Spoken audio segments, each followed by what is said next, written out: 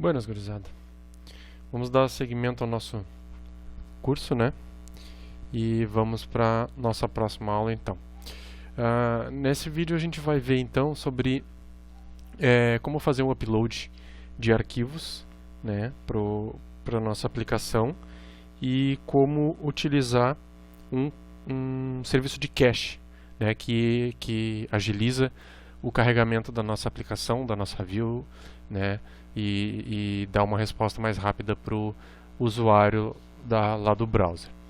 Tá? Então, a gente vai começar com a parte do upload. Tá? Só explicar que eu não utilizei, aqui a gente não vai utilizar o Flask Uploads, que é o plugin, né, para o Flask, que dá que é um pouco diferente. Na verdade, ele dá uma camuflada em algumas coisas, né, para tentar facilitar, na verdade, o upload de arquivos.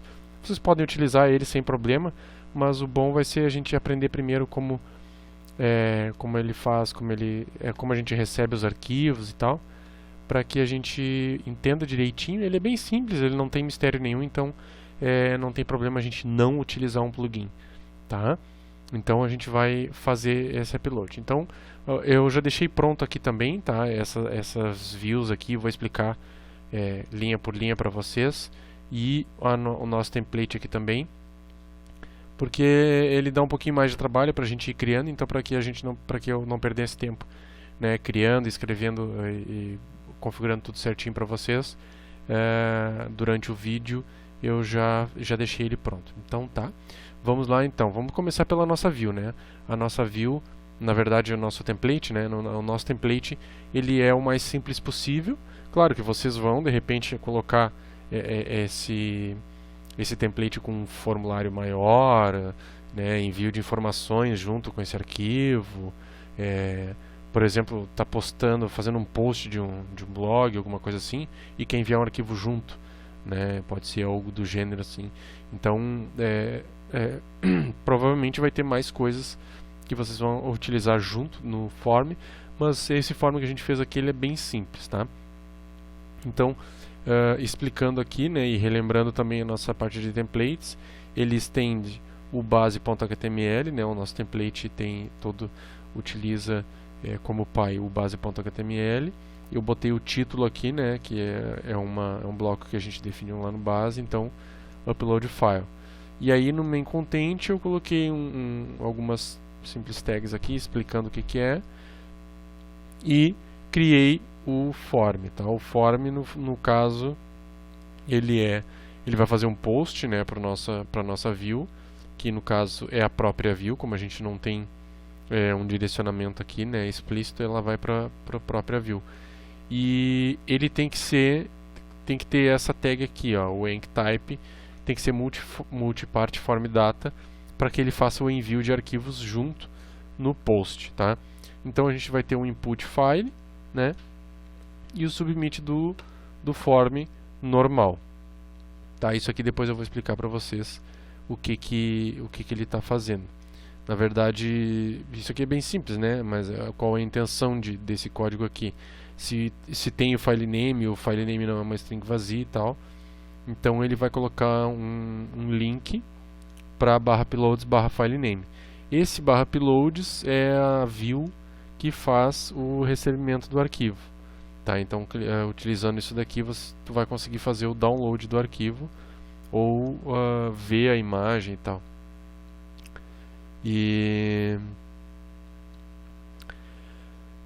Bom, vamos para a nossa view.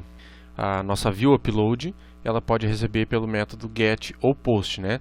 Agora, o post, quando for feito um post, na verdade ele vai estar recebendo os dados daquele formulário que a gente criou aqui no template, né? Então, a gente vai verificar se tem o objeto file, né, que ele está na propriedade files do nosso request, do nosso contexto de entrada, né? Então, na propriedade files, né, tem o arquivo file, que foi o nome que a gente definiu aqui, ó, name file, né? Então ele vai verificar se existe esse file, né? Se ele é um objeto não nulo e tal, e vai verificar se allowed file, né? E vai passar o file name aqui.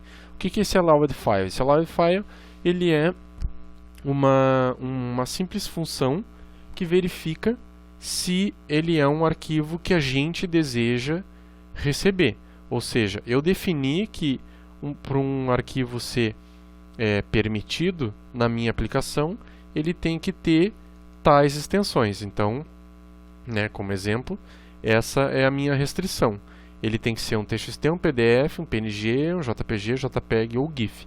Isso daqui ele é um allowed extension, né, uma extensão permitida. E para ser um arquivo permitido, ele tem que ter uma extensão conhecida conforme essas aí que eu defini. Isso daqui é uma regra minha, né, que eu defini para minha aplicação. Então, eu fiz a validação, né? Então tá. Então tem o objeto arquivo que veio ok, veio o arquivo lá do form, e ele é um arquivo que está ok, que é o que eu quero então. E aí eu pego o nome desse arquivo. O nome desse arquivo a gente utiliza o método secureFileName, que ele é do nosso framework WorkZoic. Porque, na verdade, essa função tem uma explicação aqui na documentação do Flask. Aqui, ó, secureFileName, que ele faz um tratamento todo especial no nome dos arquivos, né? E ele faz o controle geral sobre todo o caminho e se está um caminho relativo ou não, se é um caminho muito grande, muito pequeno, enfim, todo o tratamento necessário para que seja um nome de arquivo válido, né? Aqui tem informações, ó, mais informações sobre esse método, vocês podem dar uma olhada, entender um pouco melhor. Então, sempre utilizem esse método para pegar o nome do arquivo que vocês estão recebendo, né? Como diz ali, nunca confie no que o usuário vai lhe enviar, né? Então, sempre está com o pé atrás e sempre validando e padronizando tudo. Então tá aí, a gente utiliza o nosso arquivo file e chama o método save, né? E o save a gente passa um caminho, né? O caminho desse local aqui, que na verdade eu estou pegando da configuração da minha aplicação aqui, que foi configurado aqui em cima. Então, aqui em cima, upload folder está na verdade em /tmp/upload. Tá? Vocês também podem configurar onde desejarem, né? Então chamei o método save, ele vai salvar esse arquivo fisicamente naquele local ali, né? Aí mandei uma mensagem, como eu mostrei para vocês antes, né, que tinha o método flash. Mandei uma mensagem para o meu template dizendo file upload success, né, que tá tudo ok, beleza, e mandei renderizar o template upload HTML passando o file name, né? Aí é que entra esse ifzinho aqui que a gente criou no template, né? Então vai aparecer na parte de cima do nosso template lá, dizendo upload success e um link para /uploads, tá? Mas /uploads é o que? /uploads está definido logo abaixo aqui, ó, como uma rota /uploads e um nome de arquivo, tá? O file name, o que está fazendo simplesmente essa view aqui? Essa view ela está respondendo com um arquivo, tá? Essa view retorna um arquivo para o browser. Ou seja, se eu mandar um PDF, fazer o upload de um PDF, ela vai retornar um PDF. Se eu fizer o upload de um PNG, ele vai mostrar uma imagem no browser. Se é um upload do TXT, ele vai mostrar lá no browser. Então, conforme é o arquivo, o browser vai receber esse arquivo diretamente, tá? E para facilitar isso, tem um método chamado send from directory, que é do próprio Flask. Aqui vocês fazem a importação dele. Send from directory do Flask, tá? Então esse método faz todo o trabalho sujo para vocês. Então basta dizer da onde é, no caso a gente está querendo retornar dos arquivos que a gente fez, acabou de fazer upload, né? A gente vai retornar desse diretório esse file name. Esse file name foi recebido aqui na nossa URL. Então, quando a gente fizer o upload desses arquivos aqui, a gente pode facilmente recuperá-los através dessa view aqui. Fácil, né? Pois então, vamos testar agora. Deixa eu só dar uma organizada aqui. Vamos testar agora o nossa view de upload. Vamos acessar aqui /upload, tá? Opa, eu acho que tá fora a aplicação aqui. Vou botar a aplicação no ar. Ok, subiu. Upload. Beleza, selecione o arquivo e clique em enviar. Selecionando um arquivo, né, vamos receber aqui, né, esse wallpaper aqui que eu utilizo inclusive. E clico em enviar. O que vai ocorrer? Ele enviou o arquivo. Foi file uploaded success. Vamos dar uma olhada agora. Aqui, ó. Quer ver, ó? ls/tmp/upload. Ó, o último enviado foi esse aqui que eu acabei de selecionar e enviar ele, né, às 11h47. Então, esse é o diretório que eu configurei na minha aplicação, que ele ia salvar os arquivos enviados.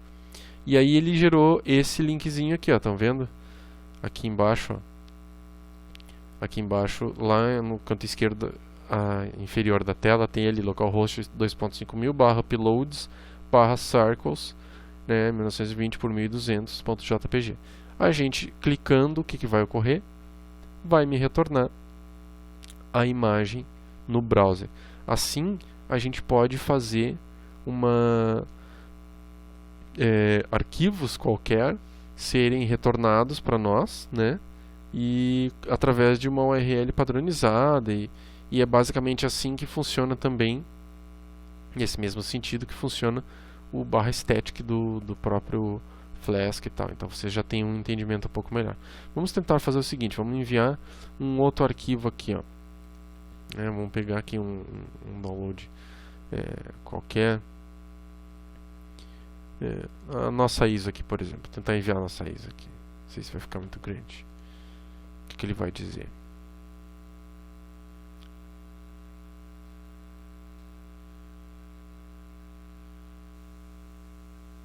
Mesmo local. Vamos tentar um outro aqui. Vamos selecionar um arquivo. Downloads. Um zipzinho aqui, nem sei o que é isso aqui, mas vamos tentar enviar esse arquivo aqui.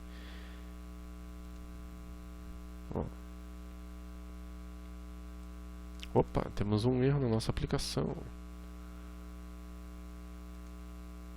Ó, tá vendo o que ocorreu? Ele verificou que é um post, né? É um post, pegou o nome do arquivo e viu, o arquivo existe, sim, o arquivo existe, ele veio. Mas ele é um allowed file? Não, ele não é um allowed file porque ele não tem um allowed extension. É só TXT, PDF, PNG, JPG, JPEG, GIF e não zip. Então o zip não pode vir. Só que, por um erro de lógica aqui, ó, else, a gente faz dá uma mensagem, né, flash extension not allowed, né?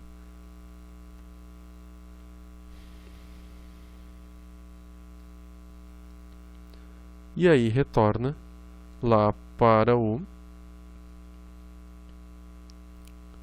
a nossa página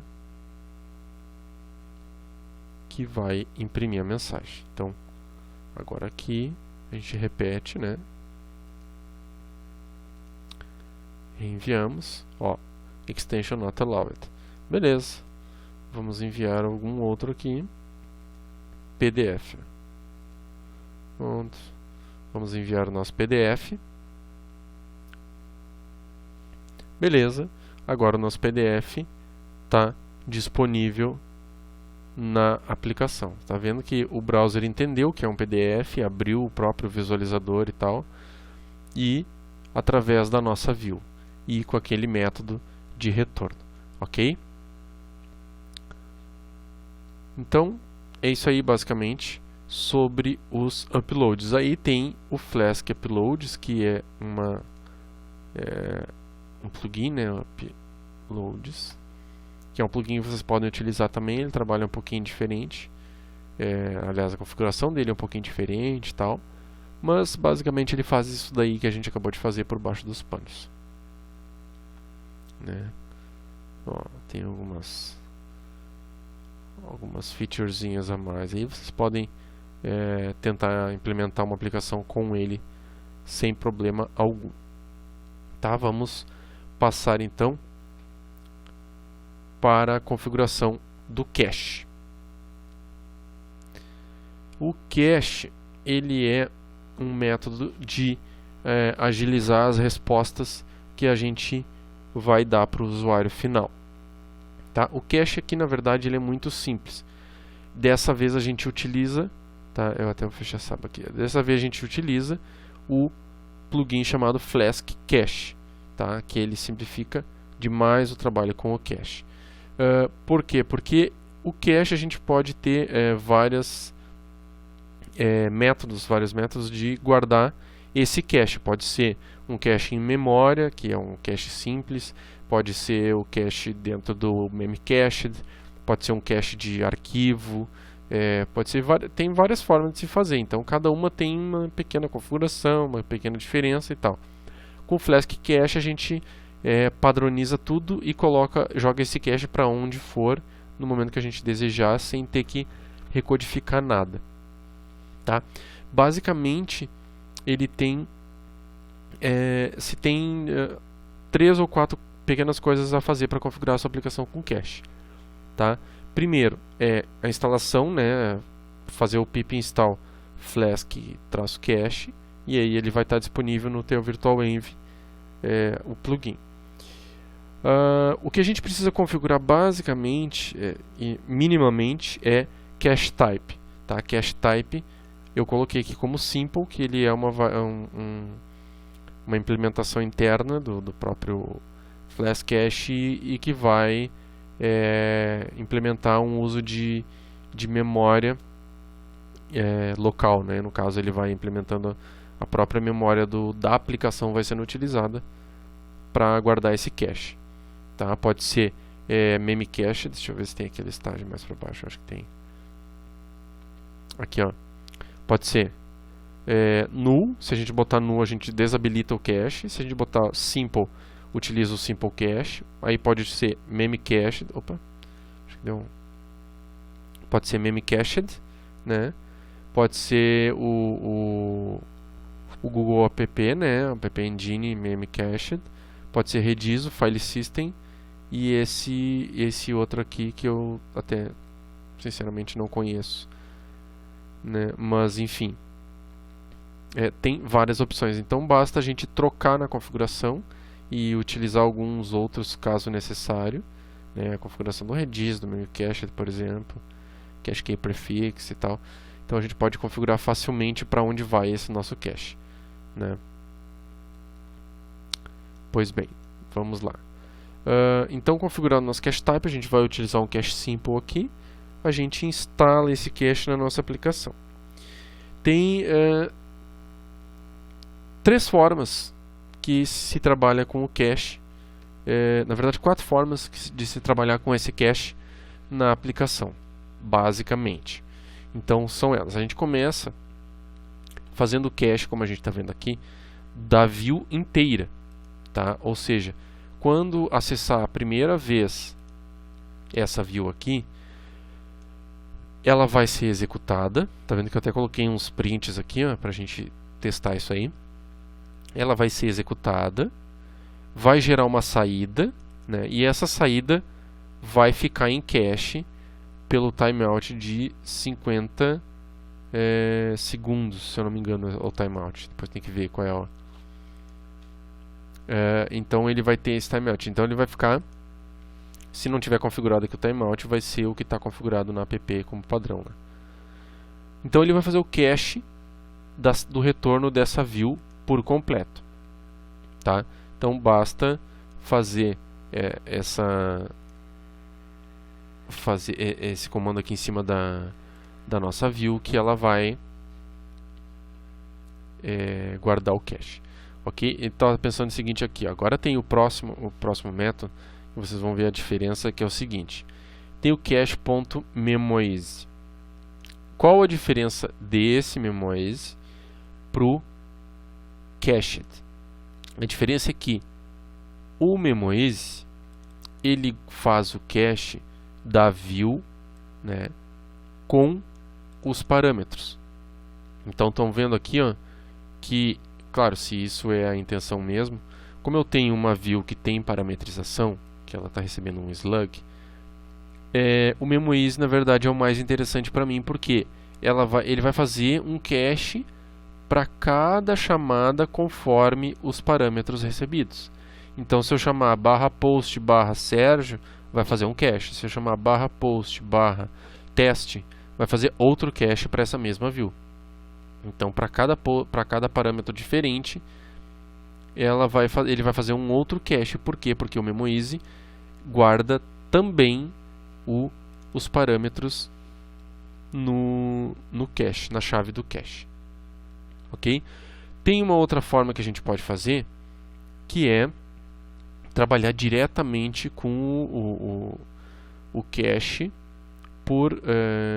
para cada coisa que a gente precisa, né? Deixa eu ver aqui onde é que tem um exemplo.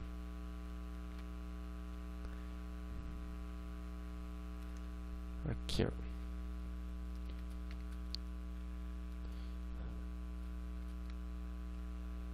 Aqui, ó, 7. Ó, tem os métodos, ó. A gente adiciona no cache e a gente pega do cache, né, esses objetos, tá? Então a gente pode fazer o seguinte. Vocês deem uma olhada na documentação. Vamos retornar aqui, por exemplo, esse JSON, né? Então a gente vai fazer o seguinte, ó. If cache.get. A gente passa uma chave, né? Meu JSON. Então, vamos fazer diferente aqui. Retorno recebe o objeto, tá, do cache. Então ele vai retornar, se não tiver nada, ele vai retornar um none aqui, né? Então não vai entrar dentro desse if. Se tem então um retorno, eu vou fazer de recebe retorno, tá? Se não tem, eu vou criar o D. Digamos que esse D aqui possa ser uma consulta do banco de dados, que isso aqui esteja vindo do banco de dados. Então a gente vai economizar leituras no banco de dados, que na verdade é o que mais influencia a utilização do cache, né, para que a gente tenha dados que venham do banco de dados, mas que não precisem estar sendo atualizados exatamente a cada solicitação dos usuários lá na ponta. Então, a gente vai guardar dentro de um cache esses retornos. Então, tem o objeto cache aqui, esse objeto cache foi criado lá em cima, né? E aí eu vou adicionar no cache o retorno desse JSON aqui, ou desse consulta no banco de dados, né? Ó, então, fazer o seguinte, a lógica é simples, né? Eu tenho uma variável que vai receber o retorno do cache. Se esse retorno está válido, então a variável já é o próprio retorno do cache, sem ter feito uma consulta no banco de dados, por exemplo. Se não, eu faço a tal da consulta no banco de dados e adiciono no cache, com essa mesma chave, né, que eu estou validando, adiciono no cache esse meu retorno, esse meu objeto do banco de dados. Ok? Assim, a gente faz uma economia de leitura de banco de dados, de tráfego de rede, de I/O, de tudo mais, né? E aí também tem uma opção de trabalhar com esse cache no Jinja. Quer ver? Aqui, ó. Basta a gente utilizar